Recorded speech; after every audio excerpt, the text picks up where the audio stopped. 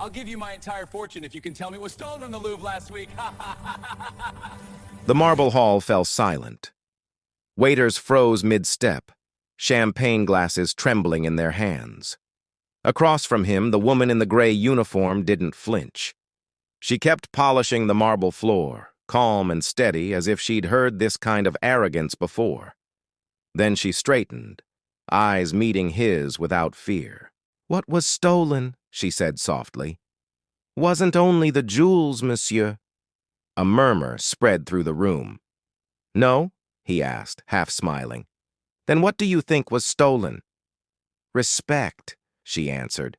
"Respect for beauty, for history, for the hands that protect it every day." The crowd shifted uncomfortably. Someone whispered, "She's right." And in that single moment, under the golden chandeliers of the Musée d'Orval, a man who thought he could buy anything met a woman who couldn't be bought at all. But before we go on, we'd love to know, where are you listening from? Follow our channel so you don't miss a single story. We're here to share emotional, dramatic tales, but also to brighten your day and remind you that there is always hope. The marble halls shimmered beneath the golden light of chandeliers.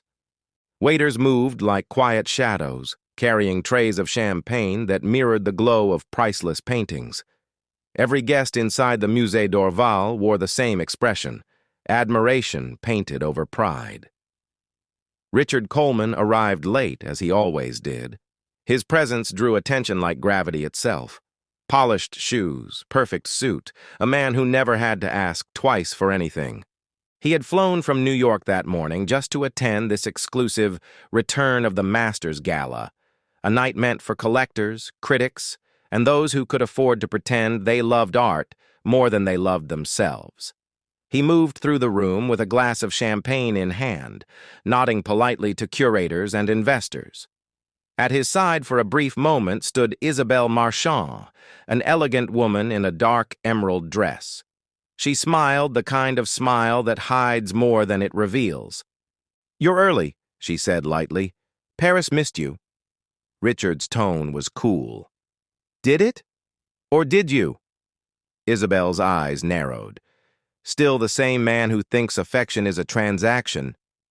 Still the same woman who collects people the way others collect art, he replied with a thin smile. She laughed softly, but her gaze followed him as he turned away. Something sharp flickered there, a seed of jealousy she herself didn't fully understand. Across the grand hall, near the replica of the Mona Lisa surrounded by velvet ropes, a woman in a gray uniform was polishing the marble floor. Her movements were patient, precise, almost graceful. She looked out of place and yet perfectly at home, like someone who belonged to the silence, not the spectacle. Richard paused. Something about her calmness unsettled him. "You know," he said, swirling his champagne, "back home, people like you wouldn't be allowed anywhere near something this valuable." The woman didn't look up. Her tone was soft but steady. "Perhaps that's why you came all the way to Paris, monsieur, to stand near something you can't buy." A few nearby guests turned. Some whispered. Isabel, still watching from across the room, tilted her head with quiet disdain. Richard forced a laugh. "Clever. Do you even know what's happening in the art world right now?" "I know more than most who pretend to care," she said, still cleaning. He smirked. "Then tell me, what was stolen from the Louvre last week?" Her answer was calm, confident, exact. "The jewels of the Galerie d'Apollon, Napoleon's sword, Empress Eugenie's brooch, and the golden crown of Louis XVI. The murmurs grew. Someone whispered, "She's right." Richard blinked. "How do you even know that?" "I listen," she said simply. "These halls speak. You just have to be quiet long enough to hear." She placed the mop back into the bucket and gave him a faint smile. "Keep your fortune, Mr. Coleman. Some of us already feel rich just being near what can't be stolen." As she walked away, the room seemed to breathe differently. And somewhere near the champagne table, Isabelle Marchand's smile faded, replaced by something colder. The gala ended hours later, but Richard Coleman didn't leave. The laughter, the applause, the music, all faded into the distance. What stayed was her voice. Some of us already feel rich just being near what can't be stolen. He wandered through the silent museum, his footsteps echoing between marble columns and centuries of beauty. Every reflection in the glass seemed to ask him the same question: what have you ever loved that couldn't be bought? He had no answer. Outside, rain began to fall against the tall windows. Richard found himself walking back to the same gallery where the woman, Marie, had been working. She was still there, kneeling near a bronze statue, wiping dust from its base with slow, careful hands. "You're still here," he said quietly. "I work nights," she replied without looking up. "The art breathes better when everyone else has gone home." He hesitated. "Do you ever get tired of it? Cleaning after people who don't notice you?" Marie smiled faintly. "I don't clean after people. I clean for the art. There's a difference." That answer caught him off guard. He leaned against the railing, watching her in silence, her movements steady, her calmness disarming. "You speak as if these paintings are alive," he said. "They are," she answered softly. "But most people only come close enough to take a picture, not to feel." He tried to laugh, but the sound came out broken. "You make me feel like I've missed something important." "You probably have," she said simply. "Most people who live too fast do." There was no judgment in her voice, just truth. And for Richard Coleman, truth felt heavier than gold. He rubbed his temple, then spoke, almost apologetic. "I didn't mean to insult you earlier." "Yes, you did," she replied gently, still polishing. "But that's all right. Sometimes arrogance is just loneliness pretending to be proud." Richard stared at her, speechless. Behind them, near the entrance, Isabelle Marchand appeared again, her heels clicking softly against the marble. She paused when she saw them, two figures alone under the dim museum light, the millionaire and the cleaning woman, talking like old friends. Her expression froze. What began as curiosity twisted into something darker. Marie noticed her reflection in the glass and turned slightly, polite as always. "Bonsoir, madame." Isabelle didn't reply. Her eyes stayed on Richard. "Still awake, I see," she said, her tone edged with mock sweetness. "Careful, darling. You might start caring about something you can't own." Then she turned and left, the echo of her perfume lingering in the silence she'd poisoned. Richard looked back at Marie. "You know her?" "Only by the way she looks at you," said Marie softly. He exhaled slowly, realizing the truth. For the first time in his life, someone had spoken to him without fear, and it wasn't the woman who once claimed to love him. As he walked out into the rain, Richard didn't know what disturbed him more: the elegance of Marie's dignity, or the envy in Isabelle's eyes. Either way, something inside him had cracked, and through that crack, a little bit of light had begun to slip in. The rain returned the next evening, drawing silver veins down the glass roof of the Musée d'Orval. Inside, the lights dimmed as the last visitors left, their laughter fading into the night. Marie was already at work, folding a fresh cloth, when she heard familiar footsteps. "You came back," she said without surprise. Richard stood by the doorway, his coat still damp, his hair slightly undone, the first sign of imperfection she'd ever seen on him. "I had a dinner nearby," he lied gently. "Thought I'd see how the art was surviving without me." "It survives everyone," she replied. "That's what's beautiful about it." He watched her for a moment as she dipped her cloth into a bucket and began cleaning the base of a marble column. The rhythm of her movements calmed something restless inside him. "You ever think about leaving this job?" he asked. "I think about learning," she said. "Leaving, no. Every night I discover something new. Sometimes in a painting, sometimes in myself. Richard smiled faintly. You sound like someone who's lived 100 lives. Marie looked up. Maybe I just paid attention. He laughed quietly, the first honest laugh in a long time. For a moment, he forgot who he was supposed to be. From the mezzanine above, Isabel watched them again. Her hand gripped the railing, the sharpness of her ring pressing into her skin. To anyone else, it might have seemed like harmless curiosity, but jealousy, once born, rarely stays silent. The following nights, Richard returned again and again. Sometimes he brought questions about art. Other times, he just listened. He began to notice things he never had before, the sound of polished shoes on marble, the faint scent of old paper and stone, the way paintings seemed to glow after midnight.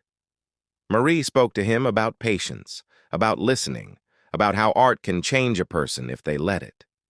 And slowly, without meaning to, Richard began to change.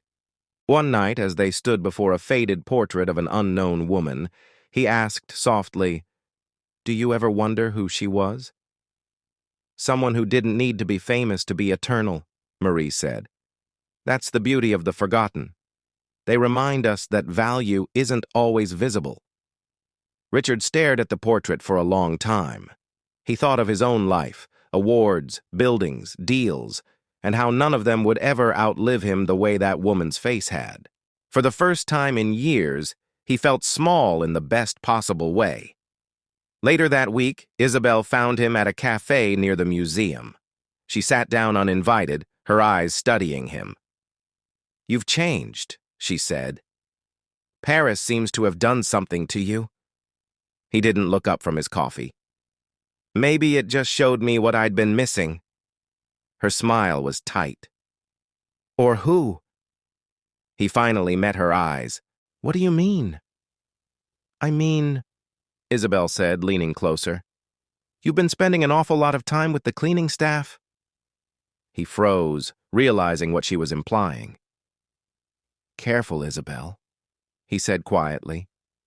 "You're walking into something beneath you." "Perhaps," she said, rising from her seat, "but not beneath her." She left before he could respond, her perfume lingering like a warning, and for the first time, Richard sensed that the peace he'd found might soon be tested. A new gala filled the Musée d'Orval a few weeks later. Crystal chandeliers glowed again, music floated, and the same circle of collectors returned to admire beauty they would never truly feel. Richard arrived early this time. He had spent the whole day helping the staff prepare displays, something no one in the room could have imagined. Marie noticed him from across the hall. Their eyes met for a heartbeat, quiet and familiar. Upstairs, Isabelle Marchand watched the scene unfold. She had promised herself she would not care. Yet jealousy has a way of finding cracks in even the most polished hearts. When the director introduced Richard to the crowd as a dear friend of the museum, Isabel stepped forward with a smile that carried frost. "Dear friend indeed," she said lightly, her voice carrying just enough to reach the front rows. "I hear he's developed quite a connection with your maintenance staff." A few polite laughs scattered through the room. Marie froze, her hands tightening on the cloth she was holding. Richard frowned. "That's enough, Isabel." "Oh, relax," she said, still smiling. "It's charming, really. Though I do find it curious how much that young woman seems to know about the Louvre theft. Very detailed knowledge for someone with a mop." The laughter stopped. Heads turned, cameras flashed. A wave of whispers rippled through the hall. "She's the one who said those jewels were stolen?" Marie felt her face burn. She opened her mouth to speak, but stopped. Anything she said would sound like defense. Richard stepped toward Isabel. "You're out of line." Isabel's smile faltered. "I'm only asking questions. Isn't that what investigators do?" "Then maybe you should let the police ask them," he said coldly. But the damage was done. The room had already chosen its spectacle. In a world built on gossip, truth always arrives late. Marie walked out quietly, head high, though inside her chest the calm she wore like armor had cracked. Richard followed her to the corridor. "Marie, wait," he said. She turned. "You shouldn't defend me, Mr. Coleman. It will only make them talk more." "Let them talk. I know what I saw in you." She looked at him sadly. "People like Isabel don't forgive humility for shining brighter than diamonds." Outside, rain began again, soft, deliberate, as if the city itself were listening. From the balcony above, Isabel watched them go. Her jealousy had found its shape now, sharp and certain. By the next morning, she would give it a voice. The morning after the gala, the museum's calm was broken by the sound of heavy footsteps and low voices. Police officers moved through the marble corridors, their badges glinting under the soft light. The director looked pale. Reporters were already gathering outside. Marie arrived as usual, unaware of what was waiting. She barely had time to tie her apron before two officers approached. "Madame Lefebvre?" one of them asked. "Yes," she answered, surprised. "You'll need to come with us. It's about the Louvre case." The mop slipped from her hand. "The Louvre?" she whispered. "I don't understand." "You were mentioned in an anonymous statement," the officer said. "Information matching confidential reports was traced to someone on the museum's staff." Gasps echoed from the corridor. Marie saw the faces of her co-workers, people who had shared coffee and silence with her, turn to confusion, then suspicion.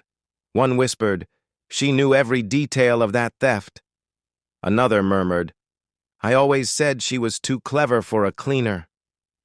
Richard arrived moments later, breathless from the rain. "What's happening?" he demanded. The director stepped aside. "They say Marie may have known the thieves. It's just questioning, of course." "Questioning?" Richard's voice sharpened. "You're treating her like a criminal." The officer looked at him. "And you are?" "Someone who knows she didn't do this," Richard said firmly. Marie turned to him. Her eyes, calm as always, held a quiet sorrow. "Don't," she said softly. "You'll only make it worse." He shook his head. "Marie, it's all right." She straightened, folding her hands. "I have nothing to hide." As they led her away, flashbulbs lit the gray morning outside. The same journalists who had ignored her for years now shouted her name as though she were famous for the wrong reasons. Richard watched from the steps, rain soaking his coat. Through the blur of umbrellas, he caught her eyes once more, not afraid, only tired. That night, Paris hummed with rumors. "An employee close to the American millionaire," one headline read. Was it love or conspiracy? And somewhere in a quiet apartment, Isabelle Marchand poured herself a glass of wine and opened her laptop. Her message box flashed. "Anonymous tip received. Investigation reopened." She smiled faintly. After all, she whispered to her reflection, truth is only a matter of perception. The gray of the police office had no windows, no art, no sound of life. Marie sat alone at a metal table, her hands folded neatly, her uniform still smelling faintly of lemon polish. A detective set a file in front of her and said, "You seem to know a lot about the Louvre robbery, Madame Lefebvre." She looked up. "I read the same newspapers as everyone else." "Not everyone repeats details that were never published," he replied. "Names, locations, specific jewels." Marie thought of the night at the gala, of Richard's question, of how easily the words had come to her. "I work among people who love to talk," she said quietly. "Guards, curators, restorers. They all gossip when they think I can't hear. Maybe you should question them too." The detective leaned back. "Or maybe you were listening for more than gossip." She smiled sadly. "You think a woman who polishes floors can outsmart the people who steal from the Louvre? Then perhaps you give me too much credit." Outside, Richard was pacing in the hallway. He had called lawyers, friends, anyone who might help. Each conversation ended the same way. "She's just a cleaner, Richard. Don't get involved. You'll ruin your name." But for the first time in his life, his name meant nothing to him. When Marie was finally released after hours of questions, she found him waiting by the steps. The sky was low and gray, the kind of sky that makes Paris seem carved from stone. "They said I could go," she murmured, her voice steady but tired. "No charges yet." "Marie, I'll fix this," he said quickly. "I'll find out who did this to you." She looked at him then, really looked, and saw the guilt in his eyes. "You can't buy truth, Mr. Coleman. You can only stand for it." "Then that's what I'll do." She shook her head. "You don't understand. They don't see me as a person. They see me as a story they can close." "Then I'll open it again," he said, "even if it costs me everything." Marie gave a small, sad smile. You'll be surprised how much everything can weigh once it starts to mean something. That evening, she walked home through narrow streets, past cafes that glowed with laughter she couldn't join. A newspaper lay on a bench. Her picture was on the front page. "Employee of Musée d'Orval questioned in Louvre theft." Below the headline was another photo, Richard standing beside her at the museum. The caption read, "American collector linked to suspect." For the first time since her husband's death, Marie felt the coldness of being misunderstood.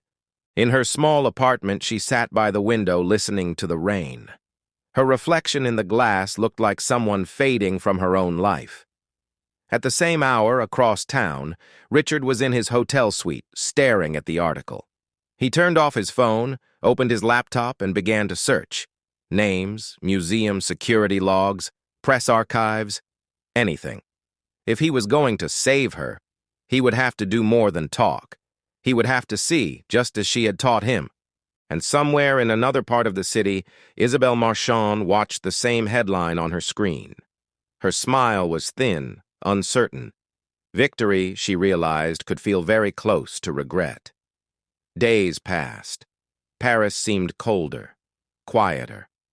The cafes where Richard once met friends now turned him away with polite excuses.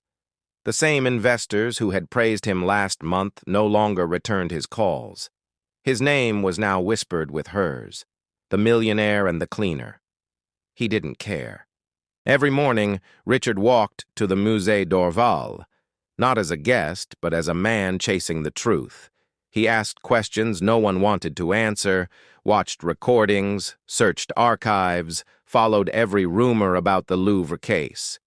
Late one night, after hours of scanning museum files, he noticed something strange. A digital security report, submitted the night before the gala, had been edited under a curator's login, Isabelle Marchand.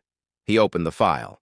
Inside was a timestamp linking confidential details of the Louvre robbery to an internal message chain, one that mentioned Marie's name.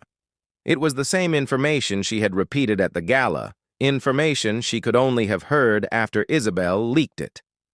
Richard froze. The truth clicked into place like a lock. Marie hadn't stolen anything. She had been used, turned into a distraction for someone else's jealousy. The next day, Richard walked straight into Isabelle's office. She looked up from her desk, perfectly composed. "Richard," she said smoothly, "you look tired." "I've been reading," he said. "Museum records mostly. Very enlightening." Her smile didn't move. "Curiosity doesn't suit you." "It suits me fine," he replied, "especially when it leads to your fingerprints on falsified reports." For a moment, the room was silent except for the ticking of a clock. "Careful," she said at last. "Accusing me could destroy you. You're already in the papers. People think you protected her." He stepped closer, his voice low and calm. "I'm not protecting her. I'm protecting the truth. Something you stopped believing in a long time ago." Her eyes flickered with something like pain before hardening again. "You think anyone will believe her over me?" "I don't need them to," he said. I just need the proof, and I have it. He placed a flash drive on her desk. Digital footprints don't lie, Isabel. They remember everything. For the first time, she looked uncertain. What are you going to do? What you should have done, he said softly. Tell the truth. 2 days later, the headlines changed. Museum curator questioned in Louvre data leak. Marie Lefebvre cleared of suspicion. The storm turned, slow but unstoppable. Richard stood outside the small police station as Marie walked out, her hands trembling slightly. The reporters shouted her name again, but now the tone was different, curious, not cruel. He opened his umbrella and held it out for her. You're free, he said. She looked at him quietly. You did this? He shook his head. We did. You taught me to see. For the first time in weeks, she smiled, tired but warm. And now that you see, what will you do? Start over, he said simply. Somewhere honesty matters. Then don't start alone, she answered. That night, as they walked along the Seine, Paris seemed softer. The city that had humiliated her was now wrapped in rainlight and forgiveness. And for Richard, the man who had spent his life owning everything, this was the first thing he'd ever truly earned. The following week brought silence, the kind that comes after a storm, when the world is still learning how to breathe again. Marie returned to the museum for a brief moment, just to return her uniform. Her co-workers, once suspicious, now looked at her with a mix of shame and curiosity. She only smiled, thanked them, and handed over her badge. Where will you go now? The director asked awkwardly. Forward, she replied. Across the city, Richard Coleman made a decision that would shock his business partners. He sold all his shares, closed his New York office, and bought an old abandoned studio in Montmartre, a forgotten place with tall windows and walls stained by time. When the broker asked why, he simply said, I'm building something that money can't own. For months, the sound of hammers and laughter replaced the noise of meetings and gala dinners.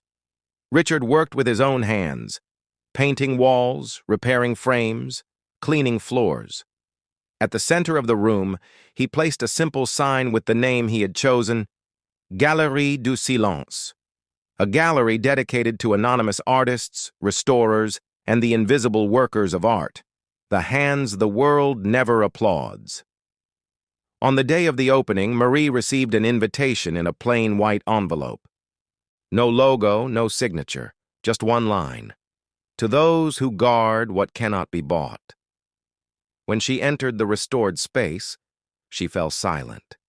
The walls displayed works by unknown artists, forgotten portraits, sketches rescued from time, fragments of beauty no one had wanted to buy. Richard waited at the back of the room, simple in a white shirt with rolled-up sleeves. Nothing remained of the arrogant man she had once met. He looked at peace. Welcome home, he said quietly. Marie gave a small laugh. This isn't my home, Richard. It could be, he said. I want you to be the director. This gallery is for people who see what others overlook. No one fits that better than you. She looked around, her eyes glistening without tears. You're giving me too much credit. No, he replied. I'm finally giving credit where it was due all along. She sighed, her hand brushing the old railing. And what about you? What will you do now that you've built all this? He smiled. Stay. Learn.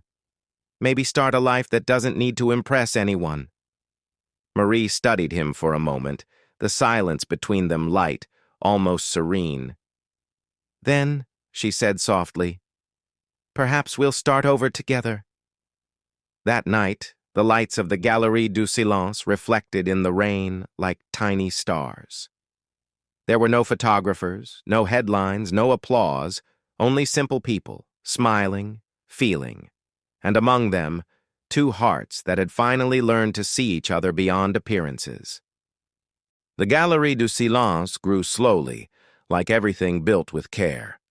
The first visitors came out of curiosity, a few students, a critic or two, but what they found there made them return, a space where beauty wasn't displayed to be sold, but to be shared. Marie walked through the corridors every day, now without her uniform. Her steps were still light, almost silent, as if she didn't want to disturb the quiet dialogue between the artworks. Richard watched her often, admiring the same balance that had once transformed him, the serenity of someone who lives with purpose. One afternoon, when the sunlight turned the stained glass golden, she found him hanging a painting. "Crooked," she said with a smile. He laughed.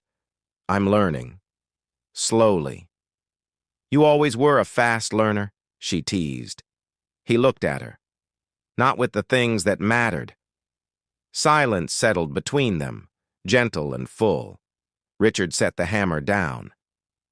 "You once told me love doesn't end, it just changes rooms." Marie nodded, her eyes soft. "Yes. Why?" "Because," he said quietly, "I think I found mine again, and it lives here." She felt her breath catch. There was no grand gesture, no audience, just two people who had survived themselves. He took her hand, careful, uncertain, sincere. "You taught me to see, Marie. Not art. Life." Tears gathered but did not fall. "And you taught me that kindness can begin even after everything feels lost." He smiled. "Then we're even." "Almost," she said, laughing softly. The months turned into a year. Paris bloomed around them. Cafes reopened. Laughter returned to the streets. One quiet morning, beneath the old glass ceiling of the gallery, they exchanged vows witnessed only by a few close friends, two painters, and the hum of the rain. No orchestra, no photographers, just a simple promise to honor what cannot be bought. When the ceremony ended, Marie looked at him and said, "So, Mr. Coleman, are you staying in Paris for good?" He squeezed her hand. "I stopped belonging anywhere else the moment I met you." Outside, the rain turned to sunlight. The city, once a place of loneliness and pride, now felt like home, not because of its beauty, but because they had learned to see each other through it. Years later, the Galerie du Silence had become a quiet landmark in Paris. It wasn't famous for glamour or wealth, but for something rarer: peace. Tourists who stumbled upon it often said the same thing, that time seemed to slow down inside its walls, that somehow the air felt different there, as if it had learned to listen. At the heart of the main room stood a small bronze plaque. It didn't bear the names of founders or donors, only one simple inscription: "To those who protect what cannot be bought." Below it rested Marie's old mop handle, polished smooth, encased in glass. Visitors would stop, smile, and whisper, "Who was she?" And sometimes the guide would answer softly, "She was the first person to remind us that dignity is also a kind of art." Marie and Richard lived above the gallery now, a small apartment filled with light and books. Every morning she watered the plants on the balcony, while he brewed coffee strong enough to wake the whole street. They worked side by side, still learning, still laughing, still grateful for the silence that had once brought them together. One afternoon, as they prepared for a new exhibit, Richard found her gazing at an old photograph, the museum gala where they had first met. He smiled. "Hard to believe, isn't it?" Marie looked up. "That arrogance could turn into art?" He chuckled. "That forgiveness could." She placed the photo back on the shelf. "The past is like dust, Richard. You can't erase it completely, but you can keep it clean." He nodded, taking her hand. And we did. That evening, as the sun set over Montmartre, the gallery lights flickered on one by one.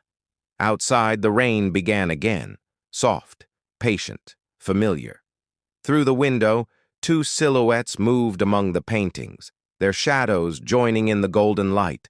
Not a millionaire and a cleaner, but two souls who had learned that the truest masterpieces are the ones time can't steal. Thank you for walking with us through this journey of dignity, memory, and rebirth. If this story touched your heart, even for a moment, we'd love for you to stay. There are still so many stories waiting to be told. Stories that heal, inspire, and remind us that a second chance can come when we least expect it. Subscribe, leave a like, and help us keep sharing these moments of hope and humanity.